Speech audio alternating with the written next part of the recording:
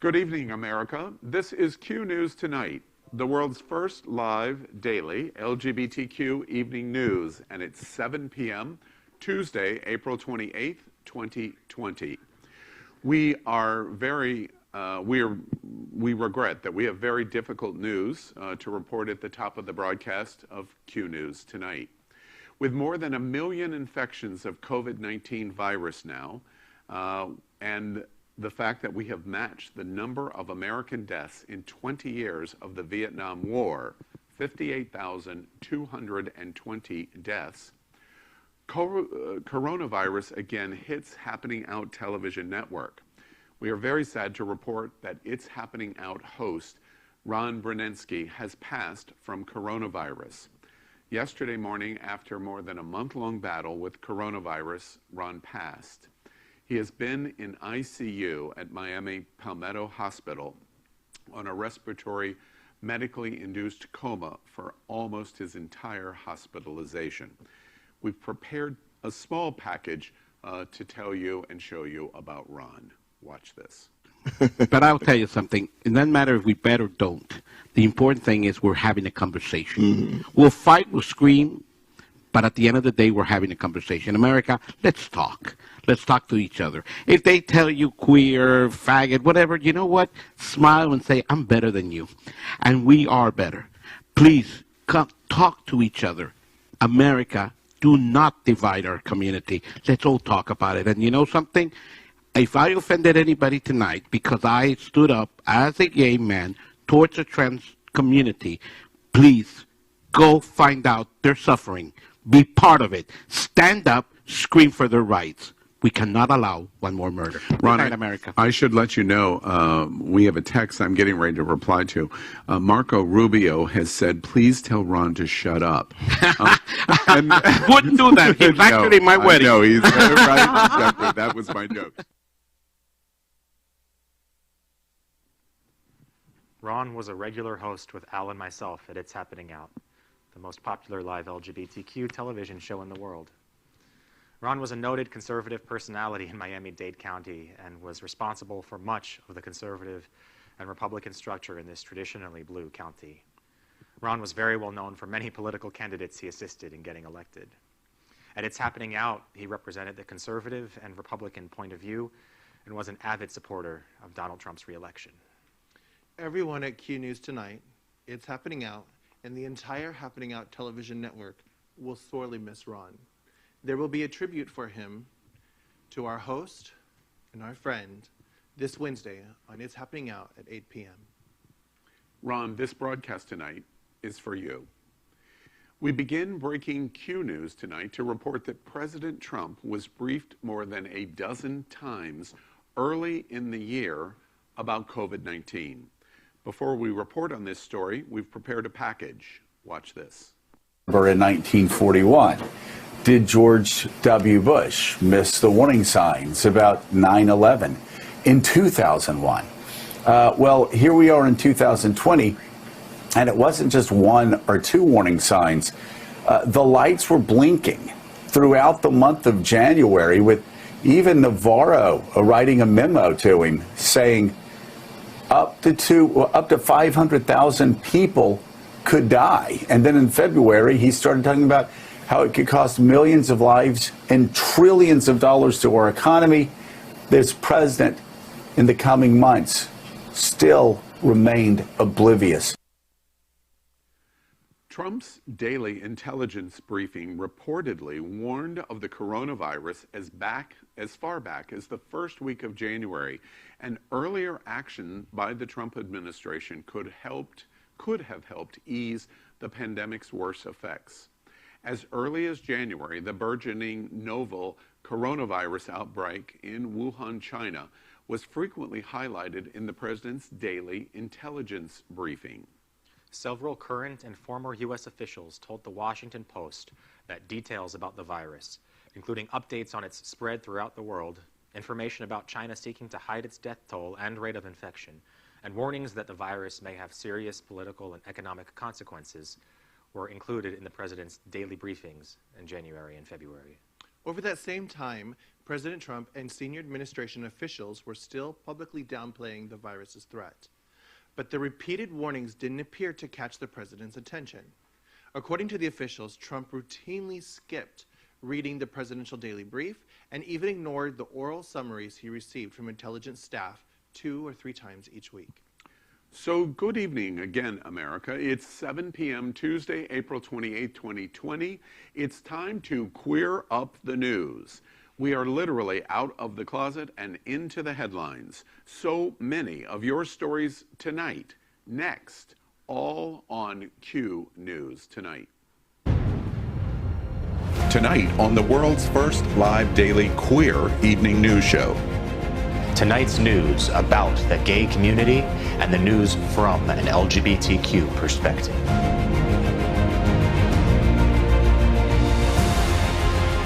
Are our gay stories important to you? In headlines, politics, entertainment, gay culture, travel, religion, and more. Reported by respected anchors. Out of the closet and into the headlines on Q News Tonight. Thank you for joining Q News Tonight. We are live. That means anything can happen. Tonight we bring you the news of and a perspective from the LGBT community. Be sure to stay tuned as we bring you the amazing good news stories, even despite the coronavirus pandemic. I'm your anchor, Al Ferguson, and this is my co-guest anchor, Misty Eyes. Hi! Wait till you hear about a recognized gay marriage in a Muslim country tonight.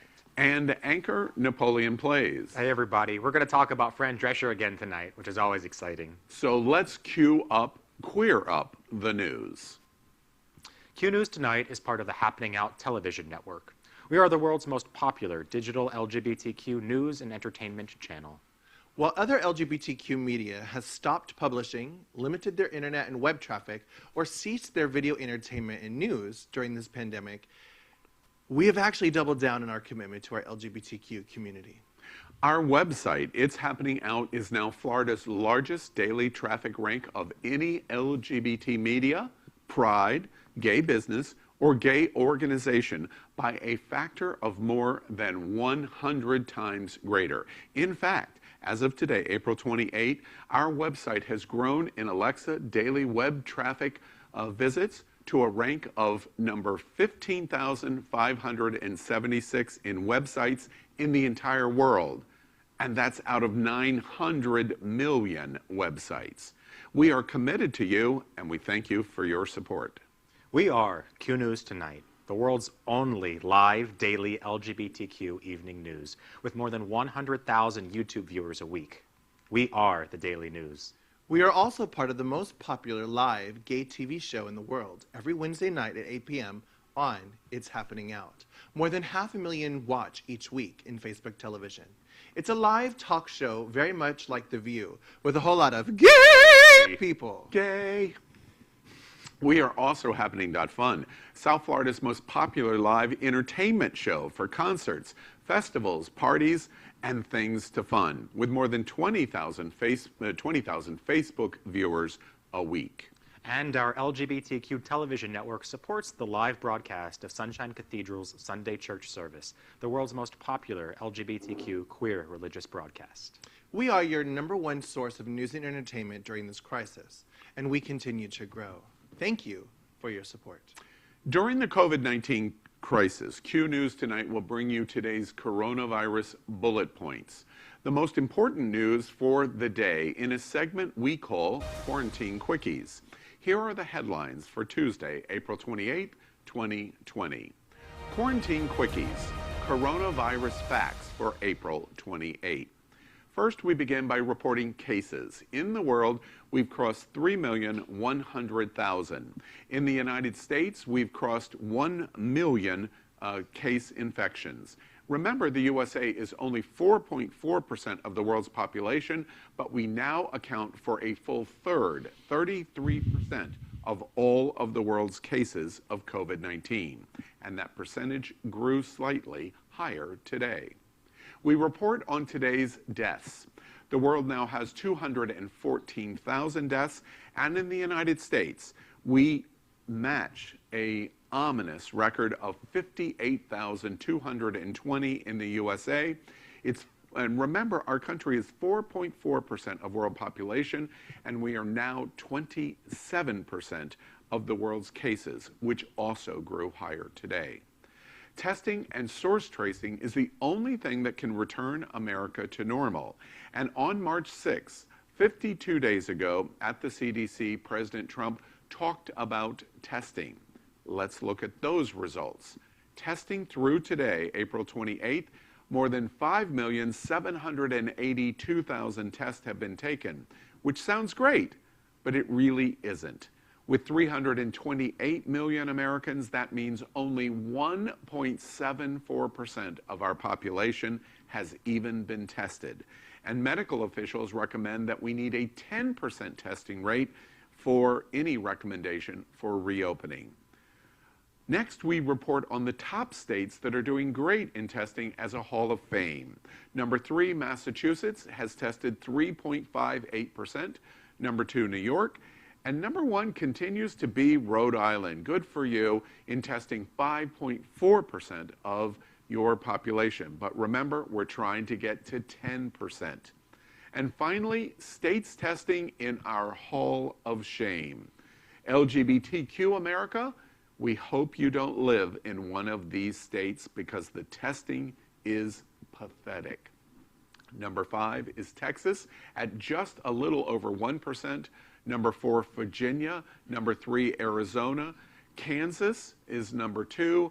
And I say apparently every night until they change it, number 1 is poor Puerto Rico, which has only tested 0.38% of its population.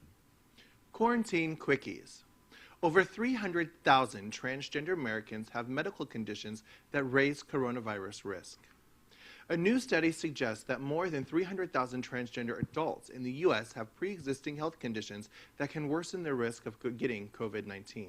Examining data from the U.S. Transgender Population Health Survey, researchers at the Williams Institute of UCLA School of Law identified an estimated 319,800 transgender Americans that have more than one or more medical conditions that can increase risk of COVID-19. These conditions include asthma, diabetes, heart disease, and HIV. More than 360,000 transgender adults also reported being in fair or poor health, while 278,000 are current smokers. 217,000 transgender adults are also 65 or older. 138,000 transgender adults don't have health insurance. 450,400 have not visited a doctor in the past year because they couldn't afford it. And 96,400 reported experiencing homelessness in the past year and were therefore unable to carry out social distancing or even regular hand washing. The researchers also noted that the public response to the pandemic, like shelter-in-place orders and social distancing, can exacerbate mental illness and other factors that could lead to suicide. Did you know that more than 40% of transgender adults have attempted suicide in their lifetime? We continue in Quarantine Quickies by reporting that Trump wrote a check on testing March 6th that April 27th, Vice President Pence can't cash. We remind you, as we did in testing on coronavirus facts, that on March 6th, President Trump went to the CDC and said famously, anyone that wants a test can have one. Not so true, and we've prepared this package on what the Vice President has now said about it. Watch this.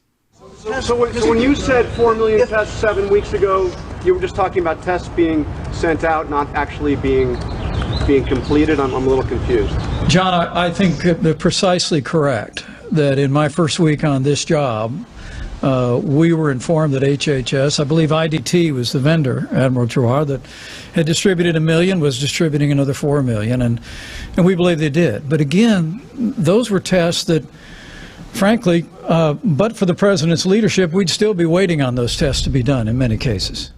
Quarantine quickies. Young and middle-aged people barely sick with COVID-19 are dying of strokes. Young and middle-aged people are dying. Reports of strokes in the young and middle-aged in many hospitals and communities hit hard by the novel coronavirus are the latest twist in our evolving understanding of the disease it causes. The numbers of those affected are small, but nonetheless remarkable because they challenge how doctors understand the virus.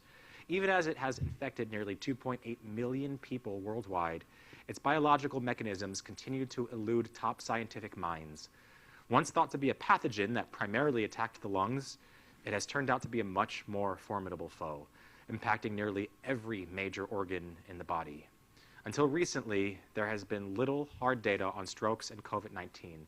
There was one report out of Wuhan, China, that showed that some hospitalized patients had experienced strokes, with many being seriously ill and elderly. But the linkage was considered more of a, quote, clinical hunch by a lot of really smart people, said Sherry Chow, a University of Pittsburgh Medical Center neurologist and critical care doctor. Now, for the first time, 3 large U.S. medical centers are preparing to publish data on the stroke phenomenon. There are only a few dozen cases per location, but they will provide new insights into what the virus does to our bodies. Quarantine quickies.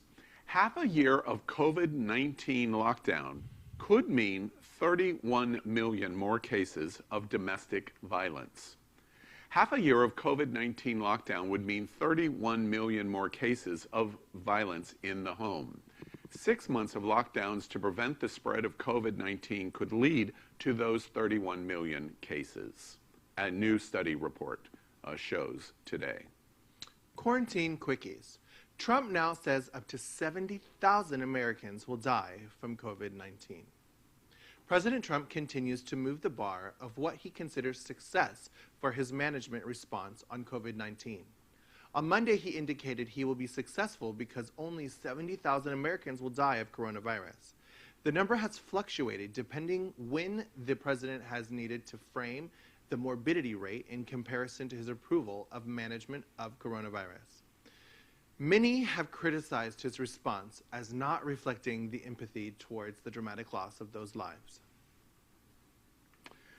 So that's our special segment for the LGBT community called Quarantine Quickies for Tuesday, April 28th, 2020.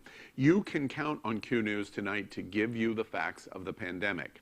After bringing you the quickies of the news, we will follow the headlines with a segment we call Coronavirus Good News. With COVID-19, we can all use a little good news, and we report on the best of America and the world while in pandemic. We call the segment Coronavirus Good News, and this is the story that we would like to tell for Tuesday, April 28th, 2020. Coronavirus Good News. Fran Drescher takes the fight to COVID-19 the way she fought cancer. Her decision to fight is coronavirus good news. We've got a video for you. Watch this. Been taking care of myself, the cancer schmance, away for years.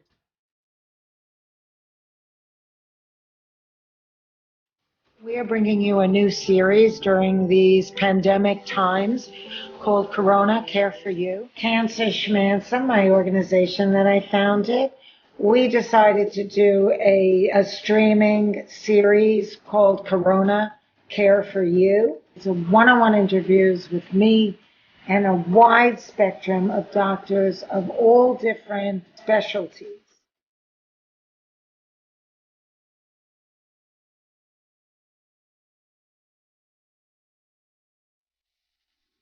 It may feel that the world is in crisis, and that means now, right now, is the time to come together. In pandemic, the LGBTQ community must come together. Are LGBTQ voices important to you?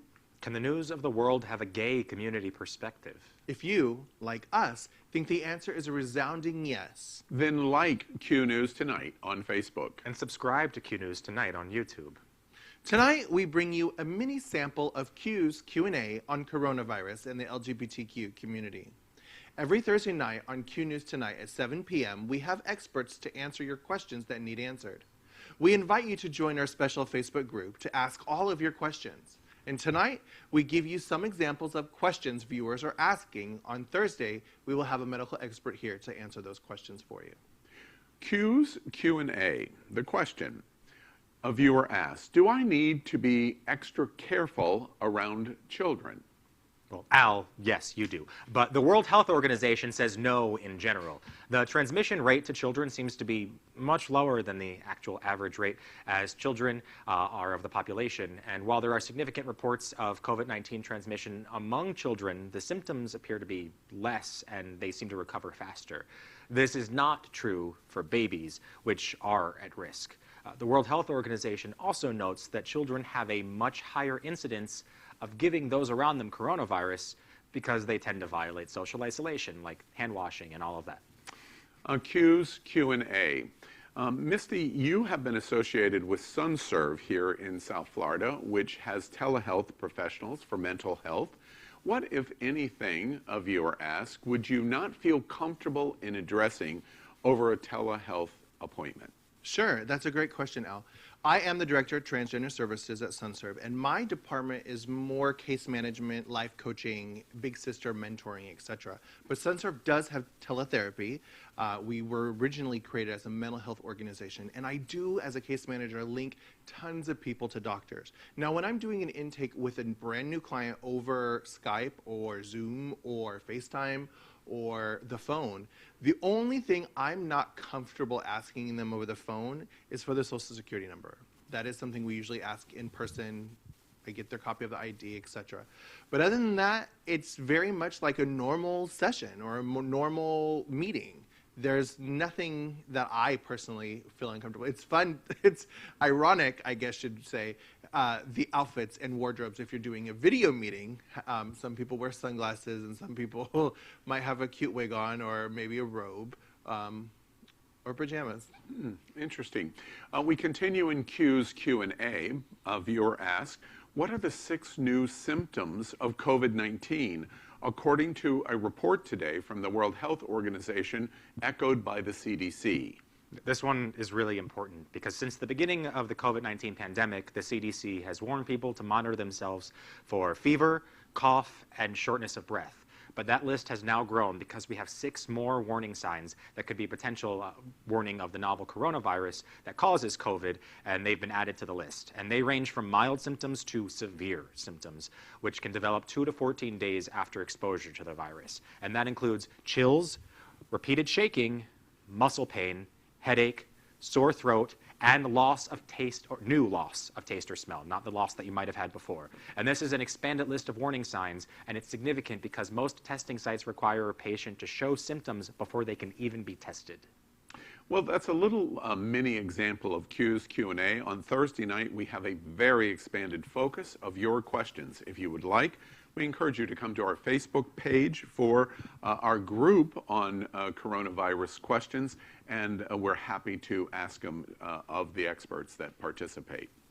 We would like to thank our set designer, Concepto Modern Living, here in Fort Lauderdale, for making this set in this living museum possible. And tonight we are so you look as always from the studio set here in the middle of the World AIDS Museum and Education Center here in Wilton Manors and Fort Lauderdale, Florida.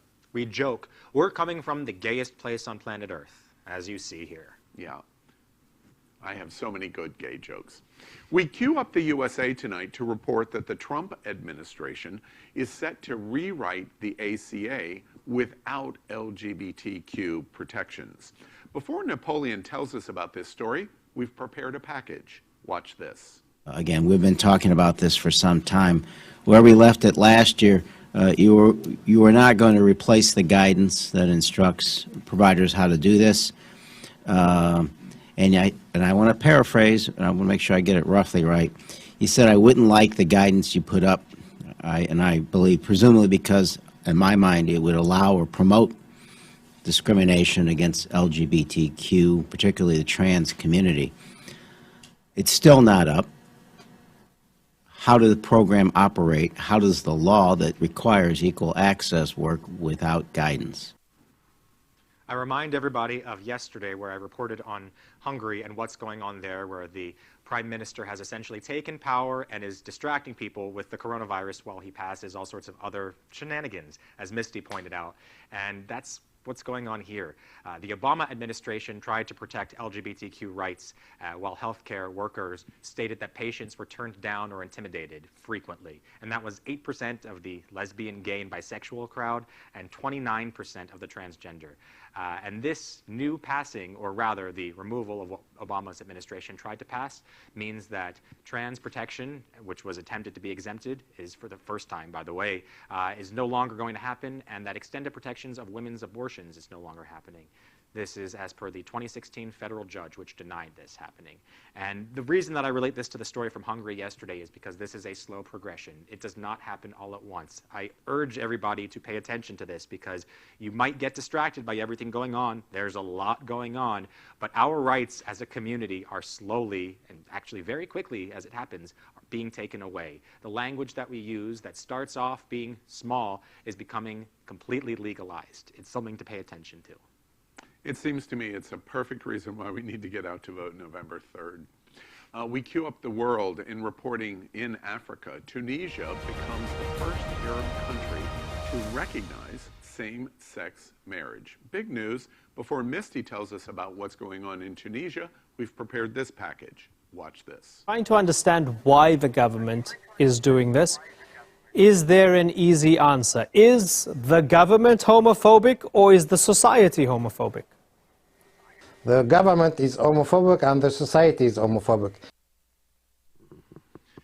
So what has basically happened is there's a teeny tiny loophole, or maybe even a little tiny window that has just opened in this Tunisian country. In Tunisia, homosexuality is illegal and punishable by up to 3 years in prison. However, Tunisia is now the first majority Muslim country that has made a same-sex marriage recognizable by law. What has actually happened was a Tunisian man and a French man got married in France. However, they were able to get their marriage recognized in the North African country, and as per their customs, it was changed on his birth certificate. So, again, a little tiny loophole. One person opens the door or opens the window, and that opens the door. It is still illegal, but one person leads the way, and it sets precedents, and things change. And this is actually a good story. I love this story. And I love this story because it reminds me so much that this could be 1969 and it could be Stonewall. It takes one action to lead to the next action, to lead to the next bigger action. And that's what I just heard you say in your story there. Unfortunately, that's paired in and sandwiched between a couple of negative stories as we move on to our next one around the world. Absolutely right. Absolutely right. We queue up the world to report that a lesbian refugee in Kenya has been brutally beaten and raped by 8 men. Napoleon, tell us about what happened in Kenya. Yes, a small town that is in the northeast of Kenya called Kakuma is a home to many refugees, many of them from Uganda, but from all over. And recently we have a report that 8 men angrily questioned a woman with a child, asking her if it was right or wrong to be a lesbian, and then raped her. The woman was taken care of by her group of people that were there because the queer asylum seekers have all banded together because they receive a lot of violence, threats, and other actions in this town. Uganda has been a battleground for LGBT rights for the last several years especially, as an alleged plan to introduce death and the death penalty for the act of gay sex has been stated as of last year. The LGBTQ community centers there have been mobbed, where the workers have been arrested. Gay-friendly clubs have been the home of 127 arrests. There are people there that are bludgeoned by machetes, and there's even a case where a doctor cracked a lesbian's skull. This is something that we report, but it is not the singular instance. In fact, when I was doing my research for this story, it came up with multiple different names because this may not have been the first time and it certainly won't be the last time. This is a common occurrence here because it is not seen as being positive to be LGBT in this location. And while it might be incredibly illegal in Uganda, in Kenya, same-sex relationships can still get you 14 years in prison. One of those other stories that I report on, the woman states, "I ran from my home because I wanted to be safe. I wanted protection, but it has turned into something quite the opposite. I've been threatened with death, I have been beaten, I have been harassed sexually, and I have been sexually abused, raped." Well, I continue to make the observation, this story is horrific. I continue to make the observation that I see parallels that the most difficult communities that reject LGBT rights in America are in our churches, and specifically the harshest in our Black African American churches. And in the entire world, the continent of Africa is the most rejecting to LGBTQ. We have a long, long way to go in terms of overcoming that. Let's move out of that harsh story and do something a bit more fun and positive. We end tonight's broadcast with the big finish. Short story mentions of LGBTQ news or news with a gay perspective. So here we go. Q News Tonight's The Big Finish. Story 1, The Big Finish. Anti-LGBTQ extremist, by the way, South African, Christian Otto is busted cruising Grindr looking for a top. Busted was a really specific choice of words for this, wasn't it, viewers? I tend to voice high attraction towards rebels and guys from South Africa. And 6 weeks into isolation, this is no different. Call me girl. The first thing I'm going to say is thou protest too much. This is the story I've heard over and over and over again. The more vocal you are about anti-LGBTQ things, the more you have to hide. I did find quite funny, though, that he told the media he didn't know what Grindr was, and then he messaged the guy and said, wait, I thought I could trust you. You could always trust guys on Grindr. Okay, I'm going to try not to bottom shame here. Oh, I have to. Have to. Typical bottom, just talking trash until daddy comes along, takes control, and teaches him a lesson. Too bad. Just too bad. Because I doubt anyone really wants to get on top of that task. The big finish. Turkish President Erdogan backs a Muslim cleric who claims evil homosexuals are spreading these diseases. Yeah, I'm sure the evil ones do. We just did a report on Christian Otto, after all. But what about everyone else? Viewer poll. Are you a good gay or an evil gay? Okay, so first of all, I want to make a clarification. Evil gay people do not spread diseases. People that have bareback sex spread diseases. And that could be any walk, creed, race, gender preference, sexual orientation, etc. I'm not going to preach abstinence to you. But having sex without condoms, you're going to probably get something, especially if you're very popular and have a lot of sex. Wait, are you talking to somebody at this table? Yeah, she said the evil ones don't spread it, and you definitely use a condom, so I know that she was talking to you. Good people can spread it too. Erdogan is like other state dictators, such as Russia's Putin, PRK's Un, Venezuela's whoever. Gay men call it tiny dick syndrome. There is no cure for it, but Gilead is working hard. So self-conscious they are about their penis size, they try to overcome it by shaming others, bullying everyone else, and especially having daily 2-hour-long coronavirus task force briefings where you do nothing but talk about your own dick. We get it. You're impotent. But Erdogan goes even farther and has blocked much of the internet in Turkey. So if he ever sees this broadcast of Q News Tonight, my dick is a lot bigger than yours, dude. And I don't think the gays like you very much either. Blocked. The big finish. The leader of an anti-lockdown protest to reopen North Carolina reveals she tested positive for COVID-19. Well, according to Christian Otto and many priests and rabbis around the world, I guess God just outed her as a lesbian. I wonder if the other protesters have any level of fear or if they can even feel emotion at all.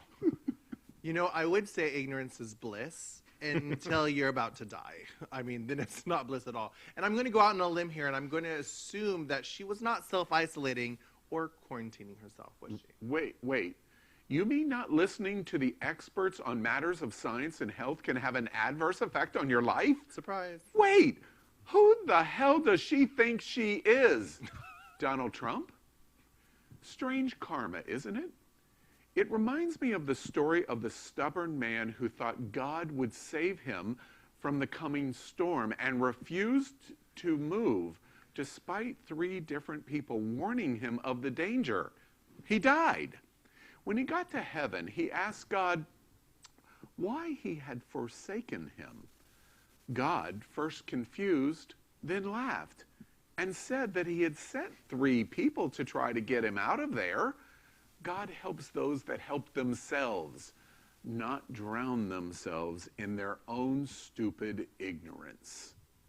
The big finish. The Supreme Court rules the federal government must pay $12 billion to Obamacare insurers. I really wish I had gotten to see Trump's face when he was told he had to pay Obama. America deserves to see that response. Live and on this show. And living orange. And living color. No, I don't know what to think about this story. I'm with you. I want to see Donald Trump. I don't think he's going to do it. It's funny you say that, because given the Don's record on paying back debts, I really wouldn't hold your breath here. The big finish. Happy 112th birthday to Oskar Schindler. That's not even 1 year for every 10 people whose lives he saved during the Holocaust. Come back to me for his 120th. Thank you, Schindler, and thank you for your list. And thank you for breaking the law. Unfortunately, you did have to break the law and risk your life and risk arrest and risk death. But thank you for doing what you did. So to my friends that tease me about toxic masculinity and white privilege, I'm in on the joke, by the way. But see, this Aryan German could create Schindler's List.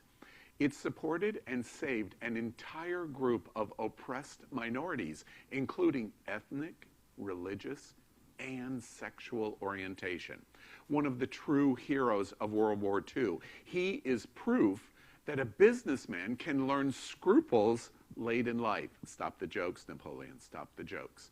Greed is the enemy of people, not business. It'd be good for all of us to remember that. L'chaim. Finally, the big finish. On this day in 1945, Benito Mussolini was executed. We really have a theme here going tonight, don't we? It's tough to be a gay Jew. I can't imagine being a gay, black, trans, female Jew.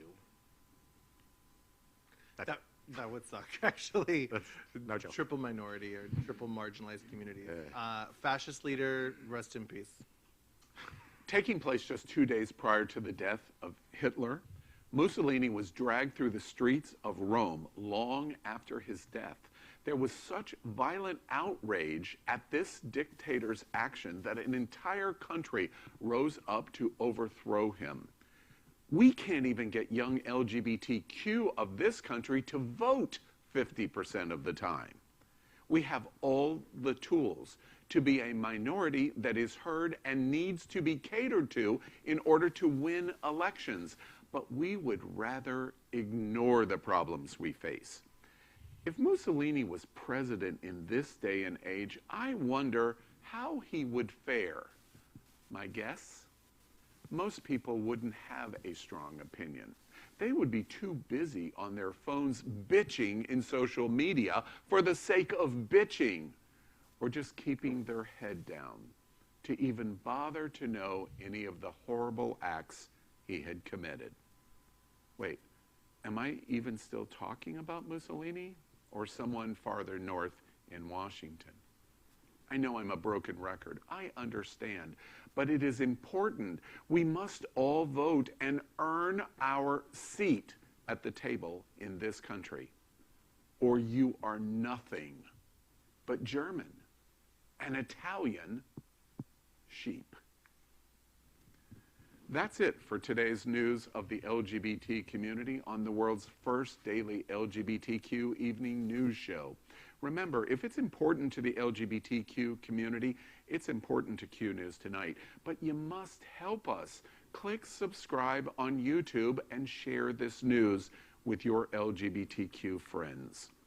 We are literally out of the closet and into the headlines. And this is the only source, I repeat it again, only source of live LGBTQ news in the entire world. Your community needs your support. And remember, even in this horrible coronavirus, you're not alone. We will get through this crisis. We're here with you. We talk about it every night. And this is Q News Tonight. So thank you for joining us. I'm Al Ferguson.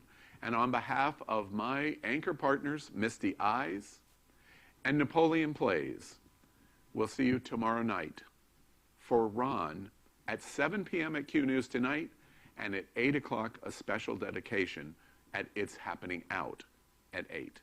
Good night.